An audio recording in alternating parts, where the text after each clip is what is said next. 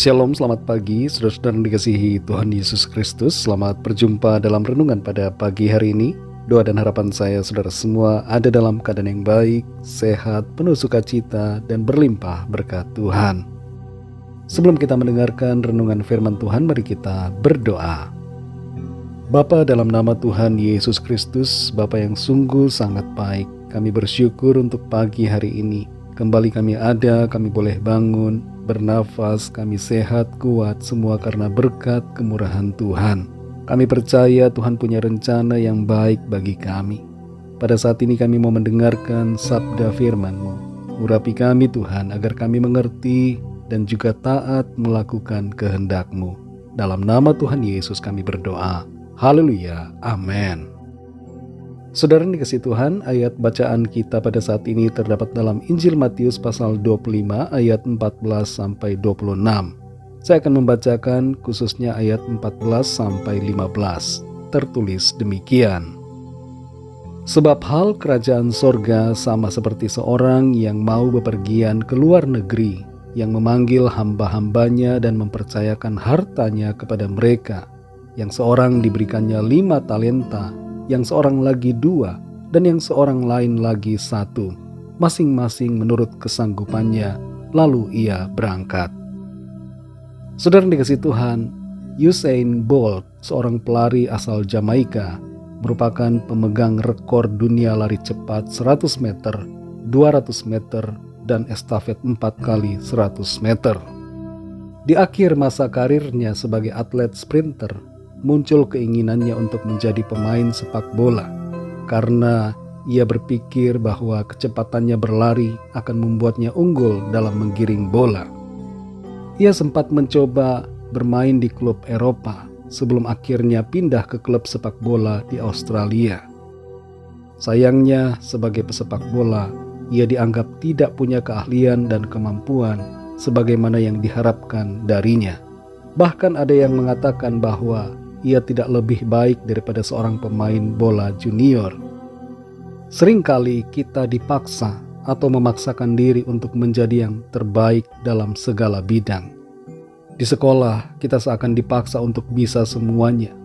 Harus dapat nilai bagus dalam matematika, pengetahuan sosial, pengetahuan alam, sejarah, kesenian, olahraga, bahasa, dan berbagai pelajaran lainnya. Ketika kita mendapat nilai jelek dalam satu mata pelajaran, kita merasa diri kita begitu bodoh. Di dunia ini, kita sering kali didorong untuk menjadi hebat dalam segala hal menurut ukuran manusia. Tapi syukurlah bahwa firman Tuhan memberikan kita pengertian yang benar, bahwa menjadi hebat yang sebenarnya adalah dengan memaksimalkan apa yang menjadi talenta yang diberikan Tuhan kepada kita. Dalam Matius 25 ayat 14-15 ini tertulis, sebab hal kerajaan sorga sama seperti seorang yang mau bepergian ke luar negeri, yang memanggil hamba-hambanya dan mempercayakan hartanya kepada mereka. Yang seorang diberikannya 5 talenta, yang seorang lagi 2, dan yang seorang lain lagi 1, masing-masing menurut kesanggupannya, lalu ia berangkat. Perumpamaan yang disampaikan oleh Tuhan Yesus di sini bermakna tentang kepercayaan yang diberikan oleh Tuhan kepada kita dan bagaimana kita harus mengerjakan apa yang dipercayakan Tuhan dengan sebaik-baiknya. Tuhan telah memberikan kepada setiap orang bermacam karunia dan Dia merindukan agar kita menggunakan karunia itu dalam pekerjaan maupun pelayanan kita untuk kemuliaan-Nya. Talenta atau karunia itu tidak untuk disimpan atau digeletakkan begitu saja, tapi untuk dipakai. Di dalam ayat 15 tertulis bahwa setiap orang diberikan talenta menurut kesanggupannya masing-masing. Dari sini kita mengerti bahwa tiap orang mempunyai talenta yang berbeda-beda menurut kemampuannya.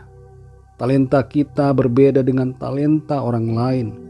Maka dari itu tidaklah seharusnya kita memaksakan diri untuk mengerjakan talenta yang tidak ada pada kita hanya karena kita ingin jadi sama dengan orang yang lain.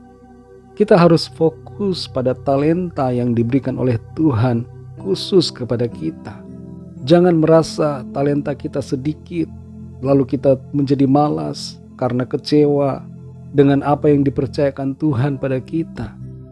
Kalau kita mau menghargai talenta yang diberikan Tuhan dan mau menggunakannya dengan semaksimal dan terbaik yang bisa kita lakukan, maka kita bisa menjadi yang terhebat dalam pandangan Tuhan. Karunia yang dari Tuhan itu meliputi keterampilan kita, kemampuan, koneksi, posisi, pendidikan, pengalaman, dan banyak hal lainnya lagi, termasuk juga karunia-karunia roh. Inti dari perumpamaan ini adalah bahwa kita harus menggunakan apapun yang telah diberikan kepada kita untuk tujuan dan rencana Tuhan. Adalah hal yang sangat disayangkan bila kita menyia-nyiakan talenta atau karunia yang dianugerahkan Tuhan kepada kita. Mengabaikan talenta dari Tuhan mempunyai konsekuensi yang harus kita pertanggungjawabkan di akhir. Ingatlah, jangan pernah sia-siakan kepercayaan yang diberikan Tuhan. Apa yang bisa kita lakukan yang merupakan talenta darinya haruslah kita lakukan. Masih di awal tahun ini, mari fokus pada talenta kita, bukan pada talenta orang lain. Kerjakanlah itu dengan setia dan pakailah itu bagi hormat dan kemuliaan nama Tuhan. Setialah mengerjakan talenta dari Tuhan, karena itulah sukses yang sejati. Mari kita berdoa. Bapa, dalam nama Tuhan Yesus Kristus, kami mengucap syukur untuk firman-Mu yang sudah kami dengar pada saat ini. Kami belajar dari firman-Mu agar kami fokus pada talenta yang Tuhan percayakan kepada kami. Seringkali Tuhan, kami akui, kami merasa ingin menjadi seperti orang lain. Kami ingin memiliki reputasi seperti yang dimiliki oleh orang-orang yang nampak hebat secara dunia. Dan itu membuat kami tidak fokus pada talenta yang Tuhan anugerahkan pada setiap kami. Ampuni kami Tuhan, tolong kami untuk kami menghargai karunia Tuhan dan setia fokus melakukan apa yang menjadi talenta kami. Bimbing kami terus ya Tuhan, untuk kami melakukan apa yang menjadi kehendak-Mu, panggilan-Mu bagi kami. Terima kasih Tuhan. Berkatilah kami di sepanjang hari ini dalam segala aktivitas kami. Nyatakanlah tuntunan-Mu dan berikan kami pertolongan-Mu agar kami menjadi pemenang-pemenang dalam segala perkara. Kami berdoa mohon lawatan Tuhan atas setiap kami yang sedang dalam pergumulan masalah, yang sakit mengalami kesembuhan, yang lemah mendapat kekuatan baru, yang terikat terbelenggu dosa mengalami kelepasan dan kemenangan dalam nama Tuhan Yesus, dan yang sedang dalam masalah persoalan mendapatkan jalan keluar yang ajaib.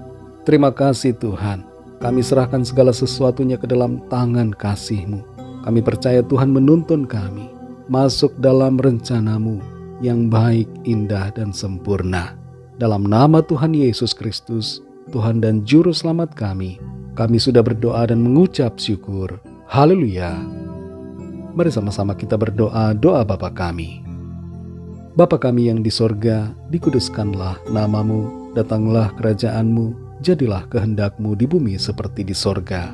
Berikanlah kami pada hari ini makanan kami yang secukupnya, dan ampunilah kami akan kesalahan kami, seperti kami juga mengampuni orang yang bersalah kepada kami. Dan janganlah membawa kami ke dalam pencobaan, tetapi lepaskanlah kami daripada yang jahat, karena Engkaulah yang punya kerajaan dan kuasa dan kemuliaan sampai selama-lamanya. Amin. Terimalah berkat Tuhan. Tuhan memberkati engkau dan melindungi engkau. Tuhan menyinari engkau dengan wajah-Nya dan memberikan kasih karunia. Tuhan menghadapkan wajah-Nya kepadamu dan memberikan damai sejahtera. Berkat anugerah dari Bapa Surgawi, cinta kasih karunia dari Tuhan Yesus Kristus, dalam persekutuan dan penghiburan Roh Kudus menyertai kita semua sekarang ini dan sampai selama-lamanya. Dalam berkat nama Tuhan Yesus Kristus. Haleluya. Amin. Puji Tuhan, saudara yang dikasihi Tuhan, saya percaya firman Tuhan menjadi berkat dan kekuatan buat saudara semua dan Roh Kudus akan menolong saudara untuk lebih lagi memahami kebenaran firman Tuhan. Tuhan Yesus memberkati saudara semua. Selamat beraktivitas dan sampai jumpa dalam renungan yang berikutnya.